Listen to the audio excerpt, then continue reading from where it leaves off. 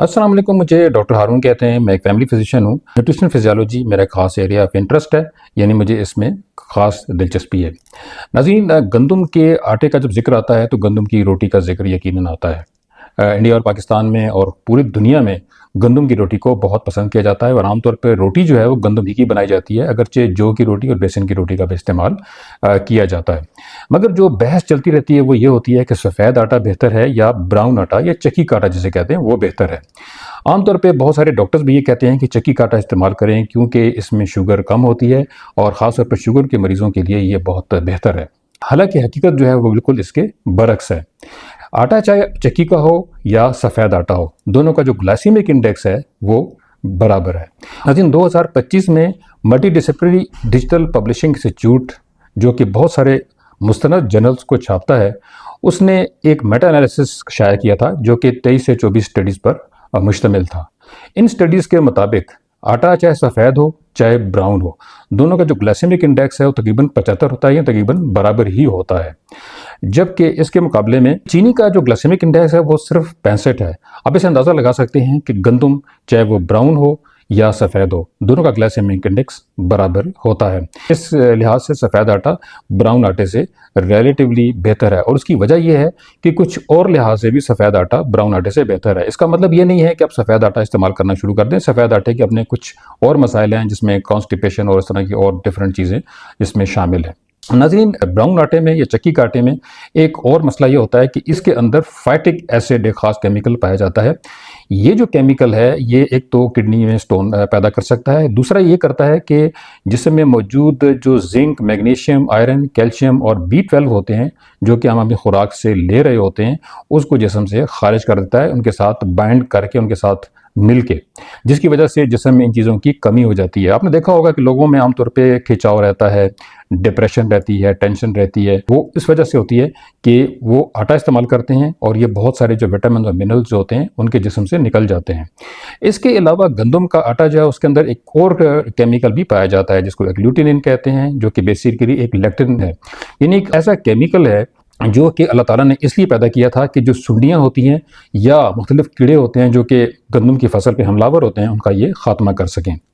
मगर इंसानों के लिए ये इसलिए अच्छा नहीं है कि एग्लूटिनिन जो है वो एक तरह की ऐसी प्रोटीन है कि जो जिंक और आयरन के साथ बाइंड करती है, उनके साथ मिल जाती है और उसको जिस्म से निकाल देती है। इस तरह जिस्म में आयरन की भी कमी हो जाती है, यानी अनीमिया भी हो जाता है, और जिंक का भी खराज हो जाता है, यानी कि जिस्म में कुव्वत की भी बहुत सारी कमी हो जाती है। इसके साथ साथ एग्लूटिनिन जो है वो हमारे जिस्म में जो इंसुलिन के रिसेप्टर्स होते हैं उनके साथ मिल जाती है और इंसुलिन के रिसेप्टर्स को कवर कर लेती है, जिसकी वजह से इंसुलिन अपना काम करना आहिस्ता आहिस्ता ख़त्म कर देती है। इसी से इंसुलिन रेजिस्टेंस पैदा होती है, जिससे आहिस्ता आहिस्ता जिस्म फूलना शुरू हो जाता है, पेट भी बढ़ना शुरू हो जाता है, दिमाग में गुबार रहता है, नज़र पे भी असर होता है। इसके अलावा बहुत सारी ऑटो इम्यून डिजीज़ जो होती हैं, यानी हमारा जो दिफाई निज़ाम होता है वो भी बहुत ज़्यादा मुतासर होता है।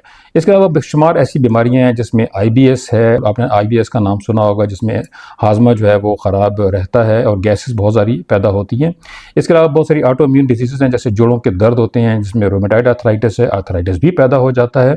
जो दूसरे दीगर मसाइल हैं स्किन के, जिसमें एक्जिमा है, डर्माटाइटिस है, खारिश है, खुजली है, जिस्म पे दाने निकल आना, वो भी इसी प्रोटीन की वजह से होता है जो कि गंदम में पाई जाती है। इसके अलावा नाजरीन, गंदम में एक और प्रोटीन भी पाई जाती है जिसको हम ग्लूटेन कहते हैं। ग्लूटेन हमारे जो छोटी आंत के खुलिये होते हैं वहाँ पे ये हमलावर होती है, खुलियों में ये सोजिश पैदा कर देती है और जिसकी वजह से इंसान जो है वो क्रोनिक डायरिया का शिकार हो जाता है। पूरे जिस्म में सोजिश पैदा हो जाती है, चूँकि जो मुख्तलिफ खुलिये होते हैं हमारी आंत के, उनके दरमियान फासला बढ़ जाता है और जो हमारी आंत में मौजूद बैक्टीरिया होते हैं उनकी जो जहरें होती हैं और बहुत सारे जो हमारे जिस्म में ऐसे सेल्स होते हैं, ऐसे केमिकल्स होते हैं जो कि जिस्म में सोजिश पैदा करते हैं, वो पूरे जिस्म में फैल जाते हैं।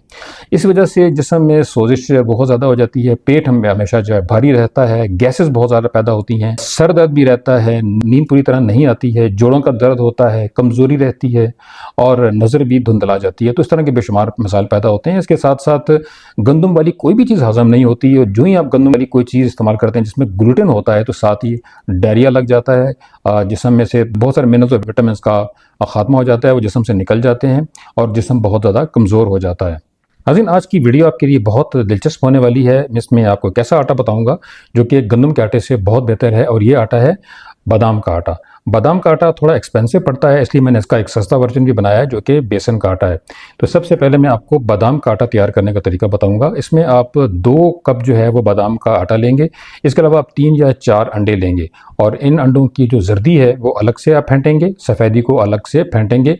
इस तरह फेंटेंगे ताकि उनके अंदर बुलबुले बन जाएं, क्योंकि इस तरीके से आटा अच्छे तरीके से तैयार होता है। इसके अलावा आप 1 कप छिलका इस बगौल लेंगे और उसके बाद तमाम आटों को इकट्ठा कर देंगे और उसमें आप पहले जर्दी डालेंगे, फिर सफ़ेदी डालेंगे, फिर अच्छे से आप इनसे आटा तैयार कर लेंगे।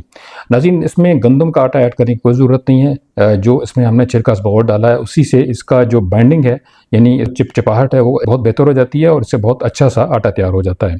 इसमें आप नमक भी ऐड कर सकते हैं हस्बे ज़ायक़ा, जैसे भी आप चाहें।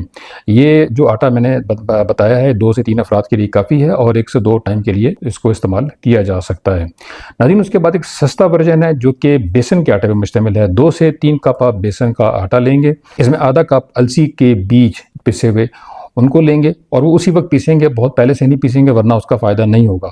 उसके साथ इसमें आधा कप जो है सूरजमुखी के बीज और आधा कप तिल के बीज, इनका आटा जो है उसको भी ऐड कर देंगे। इसमें नमक जो है इस पर ज़ायक़ा डालेंगे और इसके अलावा इसमें छिलका इसबगोल आधा कप वो भी ऐड कर देंगे ताकि आटा अच्छे तरीके से तैयार हो सके, ताकि उसके अंदर जो बाइंडिंग है वो ज़्यादा बेहतर हो जाए और अच्छे तरीके से पेड़े तैयार हो सकें। नाज़रीन, ये आटे जो हैं दोनों बहुत मुफीद हैं। इनमें सबसे बड़ा फ़ायदा है कि पोटेशियम की काफ़ी मिकदार है जो कि बीपी के लिए बहुत ज़रूरी है। बीपी से कम रहेगा, मुनासिब रहेगा। जो लोग बीपी के मरीज़ हैं, ब्लड प्रेशर के, वो भी इसको इस्तेमाल कर सकते हैं। शुगर के मरीज़ों के लिए बहुत फ़ायदेमंद है चूँकि इसका जो ग्लाइसेमिक इंडेक्स है वो बहुत लो है, ऑलमोस्ट 0 के बराबर है और इसके अलावा इसमें बहुत सारे विटामिन और मिनरल्स भी हैं। इन आटों के होते हुए आपको किसी किस्म की विटामिन की गोलियां बाज़ाहिर खाने की कोई ज़रूरत नहीं है। यही आटे आपके लिए बहुत ज़रूरी है। नाज़रीन, आज की वीडियो आपको अगर पसंद आई है तो नाज़रीन को शेयर करें और लाइक्स ज़रूर किया करें। इसके अलावा मेरी और मेरी फैमिली की दुआ किया करें। यकीन करें कि दुआ जो है ये बहुत बड़ा तोहफ़ा है मेरे लिए। सबसे बड़ा अगर कोई तोहफ़ा आपकी तरफ से होगा तो वो दुआ की सूरत में होगा। इसके अलावा ये बताइए कि आप कहाँ से मुझे देख रहे हैं, आपका नाम क्या है, और जब आप इस वीडियो को देखते हैं तो इसको सब्सक्राइब भी ज़रूर किया करें।